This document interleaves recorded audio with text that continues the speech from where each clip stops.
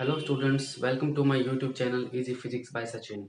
As you all know that we had started the first unit of 12th Physics Electrostatics and we are in the chapter of electric field and we are studying electric dipole.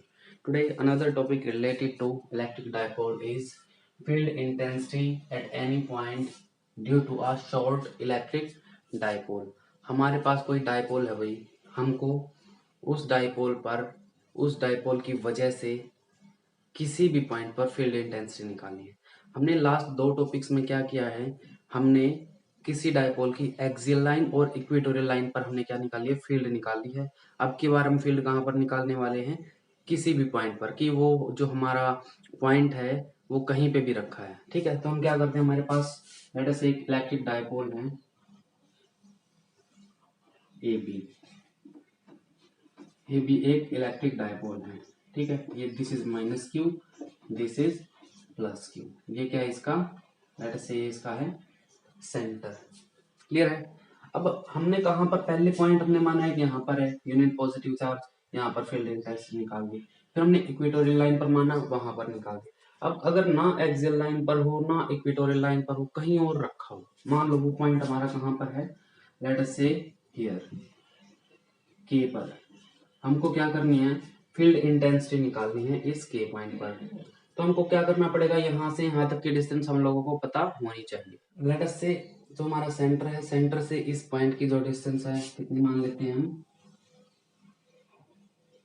Are distance पर ये located है। Clear है। अगर मैं यहाँ से तुमको dipole moment की डायरेक्शन पूछो तो तुम बता सकते हो ना, हमको पता है भाई डायपोल मोमेंट की जो डायरेक्शन होती है वो क्या होती है, नेगेटिव टू पॉजिटिव। तो ये क्या होगी, हमारी डायपोल मोमेंट की डायरेक्शन होगी। क्लियर है। लेट अस से ये जो लाइन है डायपोल मोमेंट के साथ कितना एंगल बनाती है भाई, थीटा एंगल बनाती है।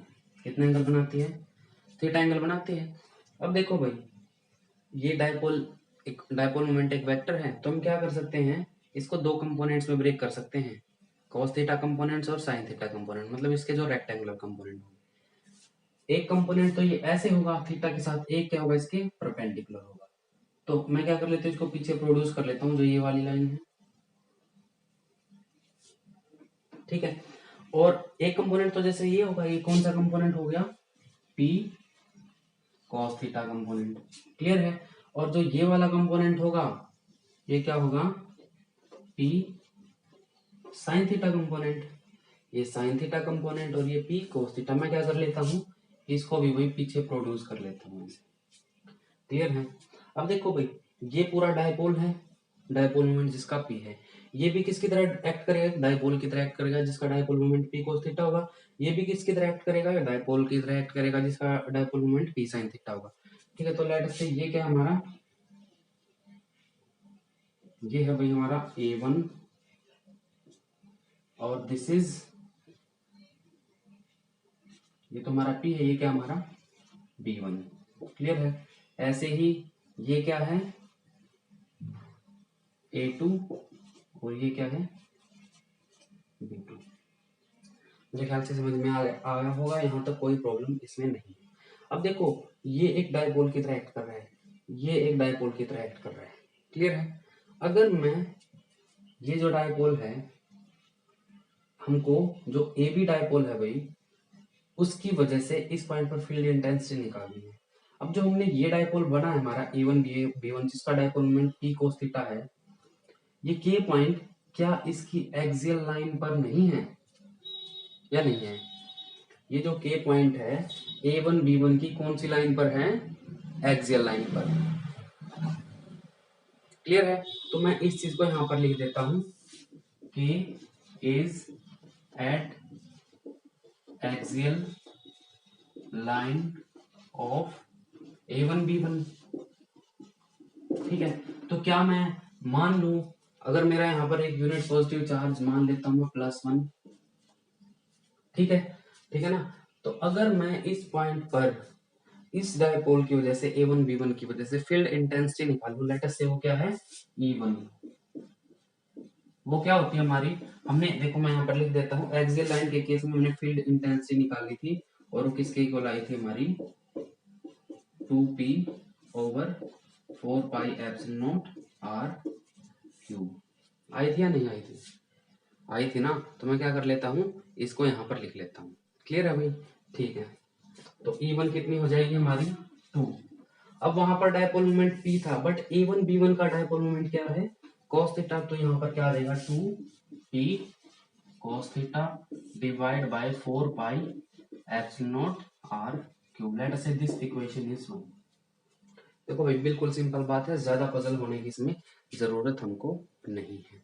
क्लियर है? ठीक है। अच्छा भाई मैं क्या कर देता हूँ भाई, इसको आगे प्रोड्यूस कर देता हूँ। लेट अस से मैंने इसको कहां तक प्रोड्यूस कर दिया, L तक मैंने इसको प्रोड्यूस कर दिया।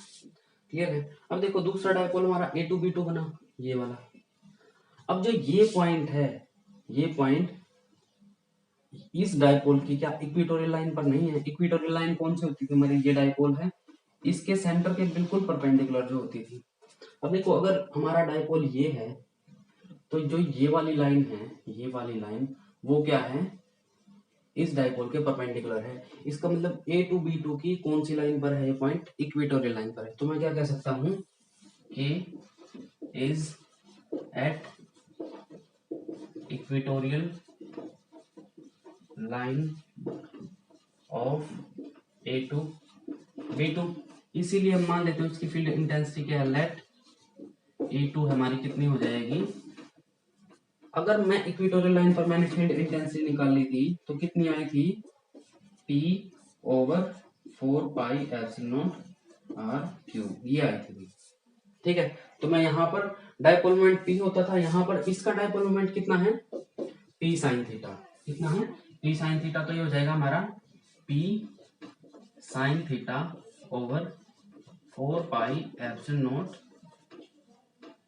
r cube. क्लियर है? मेरे ख्याल से भाई यहाँ तक तो कोई प्रॉब्लम आप लोगों को होनी नहीं चाहिए, क्योंकि इतनी बड़ी बात इसमें नहीं है। क्लियर है? अब देखो अगर मैं किसकी बात करूं, डायरेक्शन की बात करूं, ये तो हमारा इस डायरेक्शन में है, इस डायपोल के लो, और ये जो हमारी होगी A2B2, मैं इसको क्या कर लेता हूँ, ये लाइन ड्रॉ कर लेता हूँ। ठीक है, तो भाई जो हमारी E2 होगी वो किसके अलोंग होगी, उसकी डायरेक्शन क्या होगी, ये डायरेक्शन होगी। क्लियर है? तो लेट अस से this point is KLN।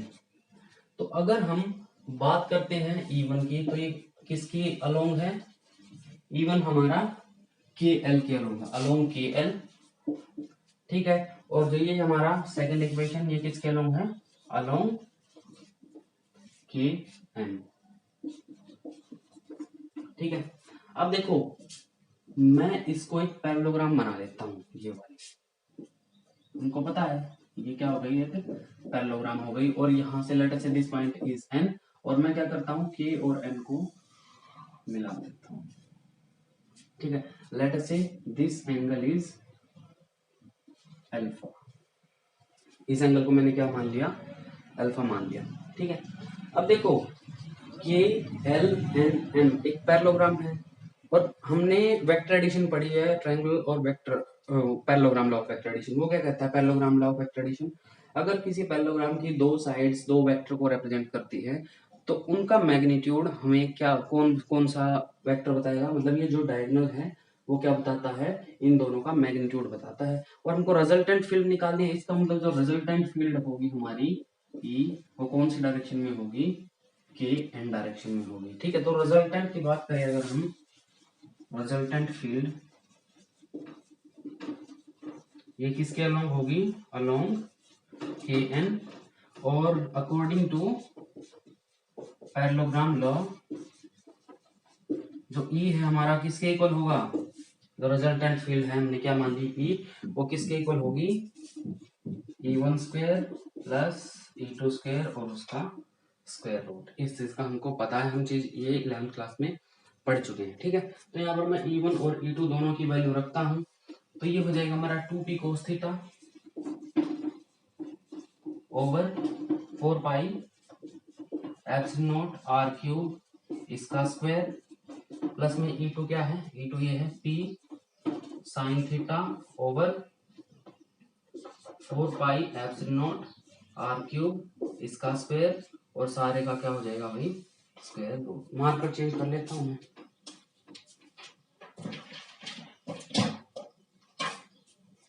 Clear है? ठीक है, अब यहां पर आ जाओ। ये जो हमारा किसके इक्वल होगा, देखो भाई p को p यहाँ पर भी है, यहाँ पर भी है, 4π∭0 यहाँ पर भी है, यहाँ पर भी है, r³ यहाँ पर भी है, यहाँ पर भी है, तो क्या आ जाएगा, कॉमन आ जाएगा। और कॉमन भी कैसे आएगा, यहाँ पर स्क्वायर है, मतलब यहाँ भी p स्क्वायर है, यहाँ पर भी p स्क्वायर है, कॉमन, बट ऊपर स्क्वायर रूट है, तो p स्क्वायर का स्क्वायर रूट करेंगे तो क्या बचेगा, सिर्फ p बचेगा, तो ऊपर से बच जाएगा हमारा p। ठीक है, नीचे आ जाएगा 4π∭0 r³। क्लियर है? ठीक है, और यहाँ पर अंदर क्या रह जाएगा, अंदर रह जाएगा भाई, यहाँ पर बचेगा 2 cos थीटा, उसका स्क्वायर, प्लस में यहाँ पर क्या बचेगा, sign square theta, mean sine theta का स्क्वायर। तो इसको सोल्व करते हैं तो ये हो जाएगा हमारा p/4π∭0, ये हो जाएगा 4 cos square theta plus sine square theta square root. इसको कैसे लिख सकते हैं हम, p/4π∭0, इसको लिख सकते हैं 3 cos square theta plus cos square theta the 4 plus में साइन स्क्वायर थीटा। ये फैक्टर क्या हो जाएगा हमारा, 1 हो जाएगा। तो ई जो हमारी है वो क्या हो जाएगी, p/4π∭0, r³ भी है भाई यहाँ पर, ये r³ r³, ठीक है, और अंदर बच जाएगा 3 cos स्क्वायर थीटा, और ये फैक्टर क्या हो जाएगा हमारा 1 प्लस में 1। तो ये क्या बच जाएगी हमारी, नेट फील्ड बच जाएगी। क्या बच जाएगी, नेट फील्ड बच जाएगी। क्लियर है? मेरे ख्याल से इसमें तो ज्यादा प्रॉब्लम आप लोगों को नहीं होनी चाहिए। क्लियर है? अब अगर देखो,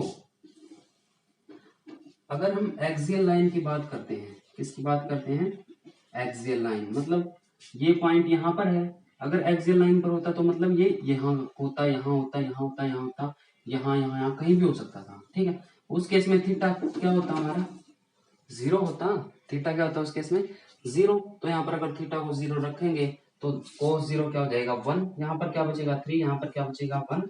तो ई हमारा किसके इक्वल बच जाएगा, p/4π∭0 r³, और ये 3 प्लस 1 कितना हो जाएगा, 4 का स्क्वायर रूट 2, तो ई हमारा कितना हो जाएगा, 2p/4π∭0 r³।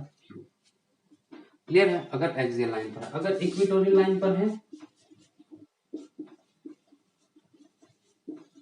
अगर इक्वेटोरियल लाइन पर है तो क्या होगा, अभी तो ये यहाँ पर है, अगर यहाँ ये इस ए बी डायपोल की इक्वेटोरियल लाइन होती है, यहाँ पर होता तो ये थीटा कितना होता, थीटा होता हमारा उस केस में 90 डिग्री। तो अगर थीटा को यहाँ पर 90 रखते हैं तो cos 90 हो जाएगा 0, और 0 + 1 1, तो ई हमारी क्या बच जाएगी इक्वेटोरियल लाइन पर, वो बच जाएगी p/4π∭0 r³, ये हमारी एक्सियल लाइन पर। ठीक है, तो हमारे लिए रिजल्ट हम दोनों पहले निकाल चुके हैं, ये वाला रिजल्ट भी और ये वाला रिजल्ट भी हम लोग पहले डिस्कस कर चुके हैं।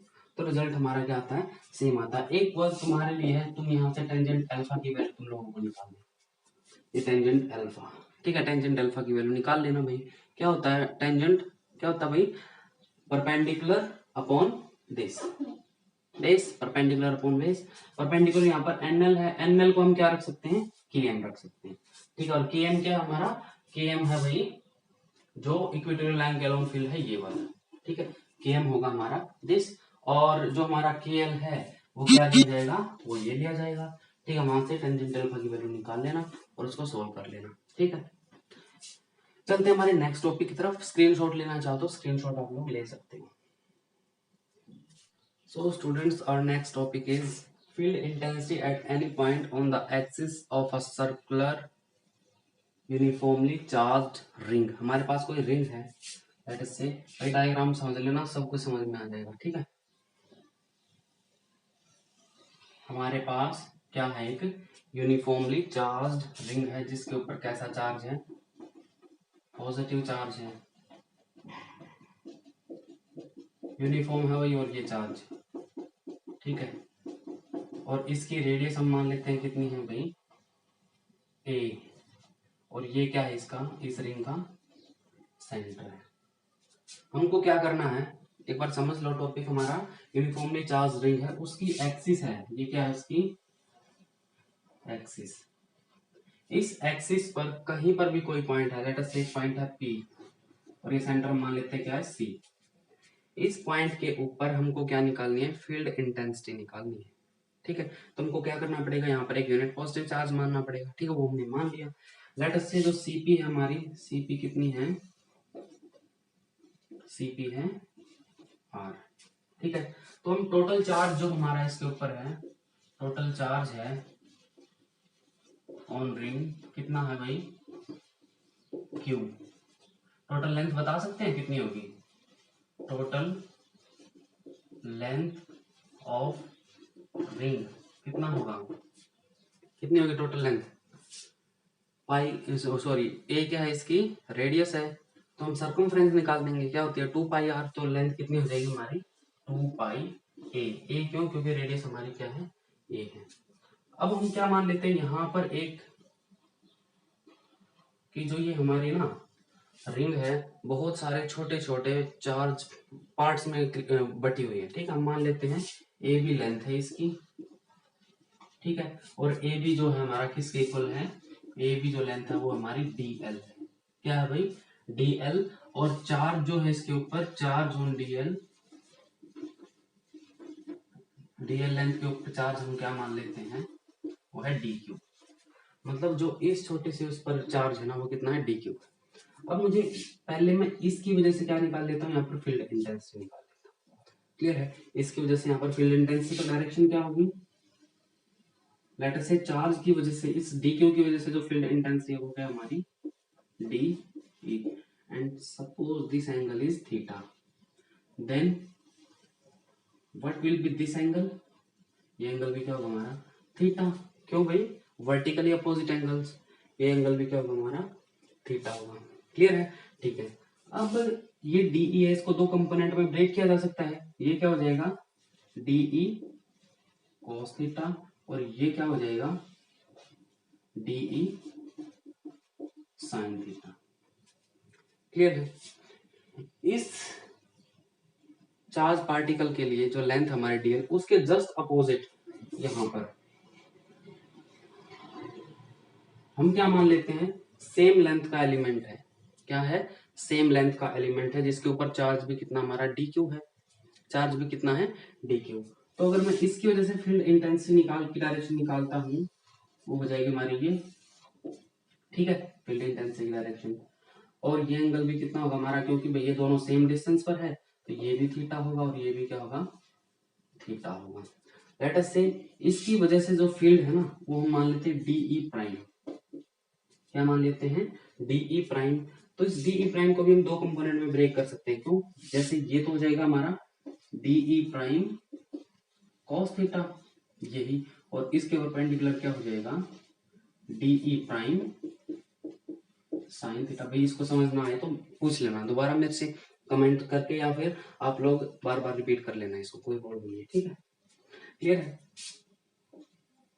अब देखो भाई यहाँ पर भी सेम चार्ज है, यहाँ पर भी सेम चार्ज है, तो इसका मतलब ये डीई प्राइम और डीई क्या होंगे, दोनों इक्वल होंगे। क्या होंगी, इक्वल होंगी। ठीक है, अब देखो इसके और इसके दो दो कंपोनेंट है, एक कंपोनेंट तो ये है, एक कंपोनेंट ये है, एक कंपोनेंट ये है। अब डीई अगर हमारा डीई प्राइम के इक्वल है, तो जो हमारा डीई प्राइम साइन थीटा है वो किसके इक्वल होगा, डीई साइन थीटा के इक्वल होगा।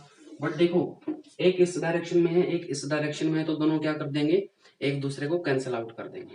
क्या कर देंगे, दोनों एक दूसरे को कैंसिल आउट कर देंगे। ठीक है, तो ये कंपोनेंट हमारा मैटर नहीं करेगा, सिर्फ ये कंपोनेंट मैटर करेगा। एक बार मैं डीई मान लेता हूं field due to d q is dE. तो डीई अगर हम निकाले यहां से कितना हो जाएगा, क्या होता है भाई डीई 1/4 एप्सिलॉन नॉट।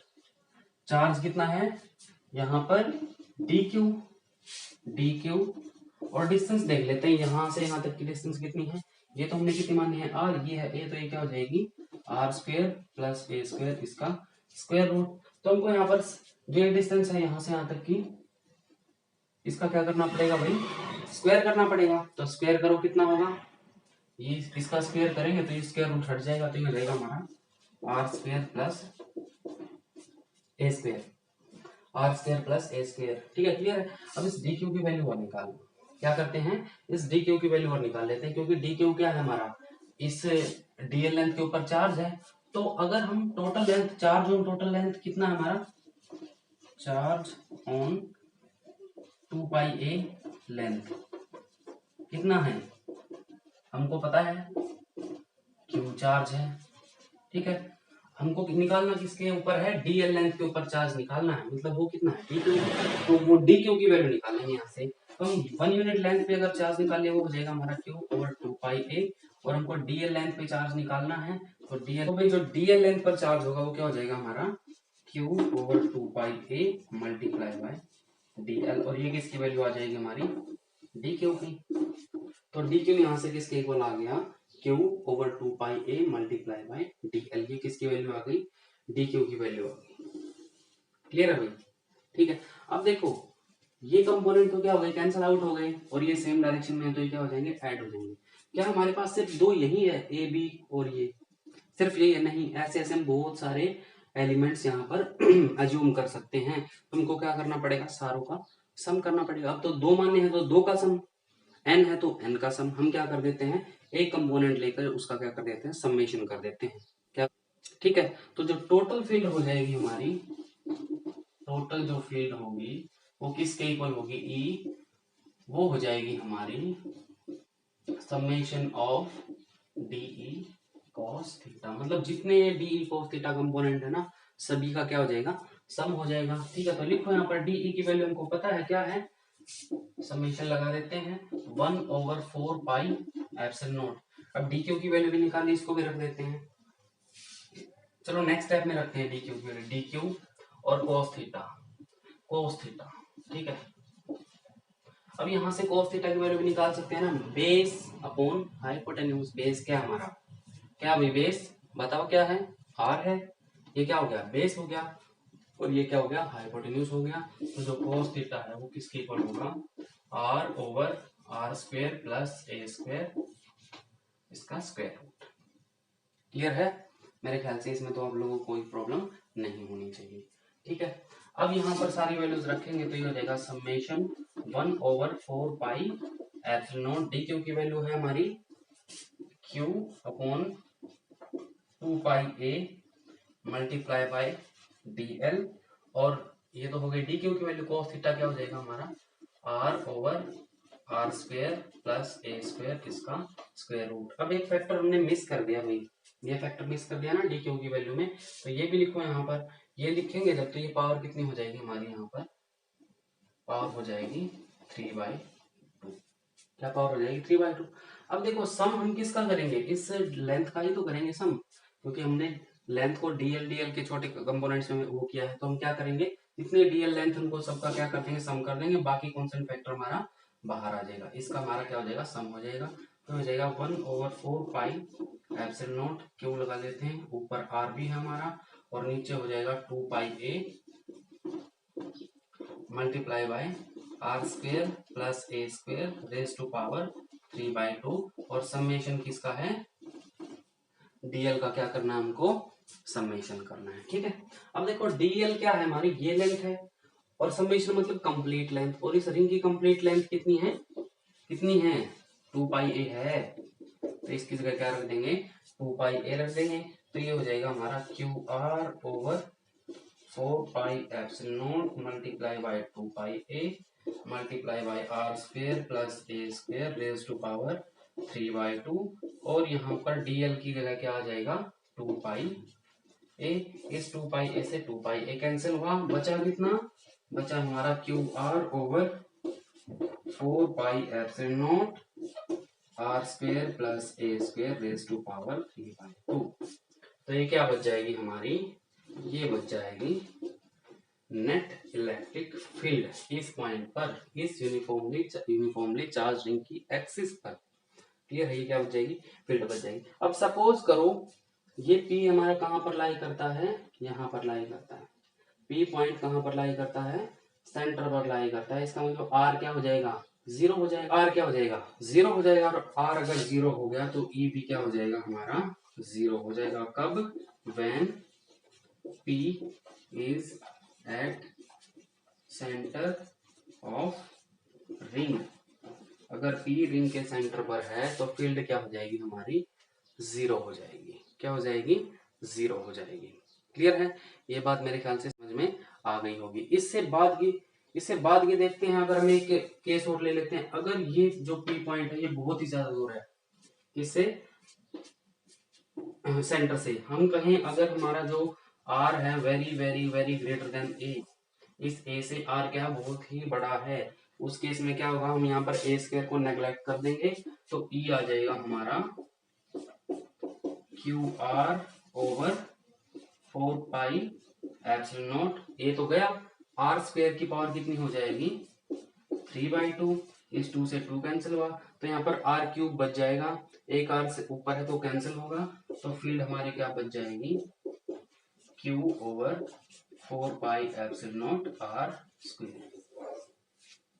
ठीक है, तो अगर ये इस डिस्टेंस से क्या बहुत ही कम है तो हमारा रिजल्ट क्या बचेगा? ये बचेगा। और ये कहां पर बचता था? कहां पर बचता था? जहां पर हम पॉइंट चार्ज की वजह से फील्ड इंटेंसिटी निकाल रहे थे। हम field intensity due two point charge, जिसका मतलब उस केस में जो ये रिंग है किसकी तरह बिहेव करेगी? एक पॉइंट चार्ज की तरह बिहेव करेगी। इसका स्क्रीनशॉट ले लो एक बार। आई थिंक स्क्रीनशॉट आप लोगों ने ले लिया। आज के लिए बस इतना ही। Keep subscribing this channel. Thank you. Have a nice day. Good luck.